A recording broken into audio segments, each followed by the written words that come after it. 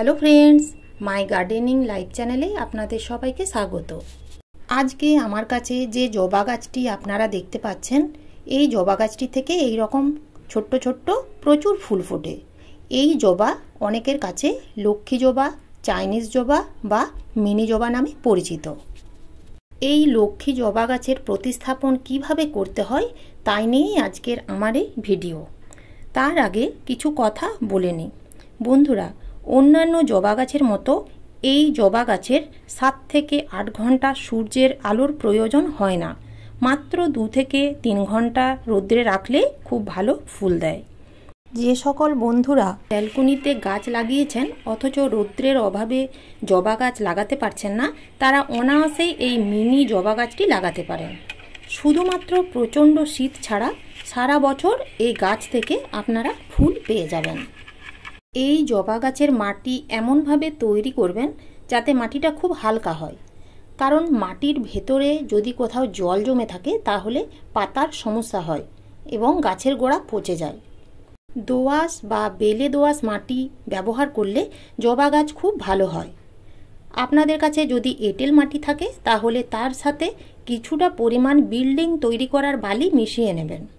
টবের মধ্যে গাছ লাগালে যে কোনো মাটিতেই কিছুটা পরিমাণ বালি মেশালে গাছ ভালো হয়। এতে গাছ শিকড় খুব ভালোভাবে ছড়াতে পারে।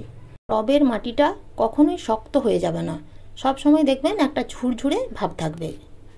এই জবা গাছটি কিভাবে খুব সহজ পদ্ধতিতে প্রতিস্থাপন করবেন এবং এই পদ্ধতিতে গাছ প্রতিস্থাপন করলে 12 মাস আপনারা আমার মতো ফাঁকা উঠোনে বা ছাদে রাখলে একটা গাছও কিন্তু মারা যাবে না।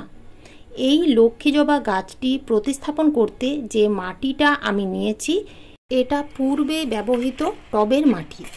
যেহেতু এই মাটিতে আগের থেকে বালি মেশানো আছে, সেহেতু এই মাটিতে আমি আর বালি দিইনি।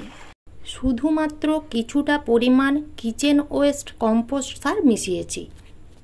ভিডিওটা স্কিপ না করে পুরোটা দেখবেন, ভালো লাগবে। নতুন বন্ধুরা চ্যানেলটিকে সাবস্ক্রাইব করে পাশে থাকার অনুরোধ রইল। বন্ধুরা, নার্সারি থেকে যে কোনো গাছ কিনে এনে সঙ্গে সঙ্গে প্রতিস্থাপন করবেন না।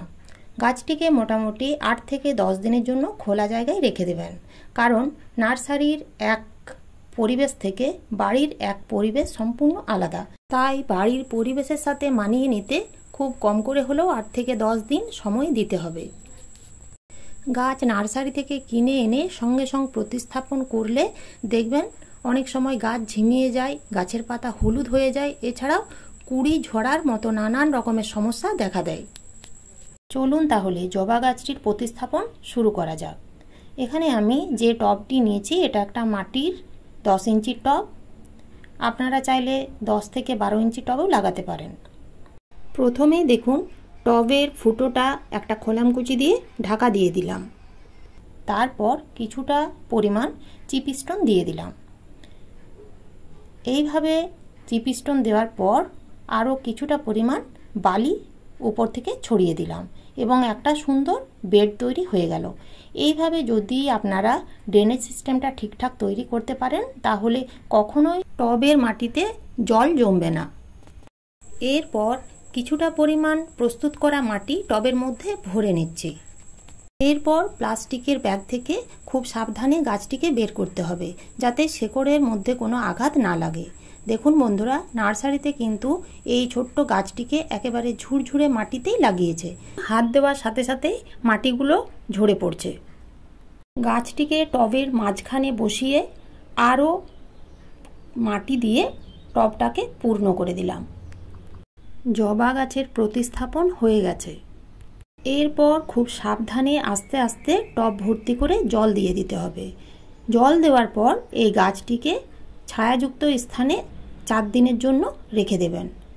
4 দিনের পর থেকে এই গাছটিকে আপনারা যেখানে 2 থেকে 3 ঘন্টা রোদ আসে সেখানেও রাখতে পারেন, আবার ফুল সানলাইটও রাখতে পারেন, কোনো রকম অসুবিধে হবে না।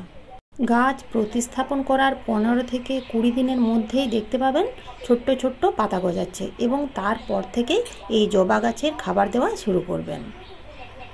আজ এই পর্যন্তই। ভিডিওটা ভালো লাগলে অবশ্যই একটা লাইক, শেয়ার, সাবস্ক্রাইব করে পাশে থাকবেন। ধন্যবাদ।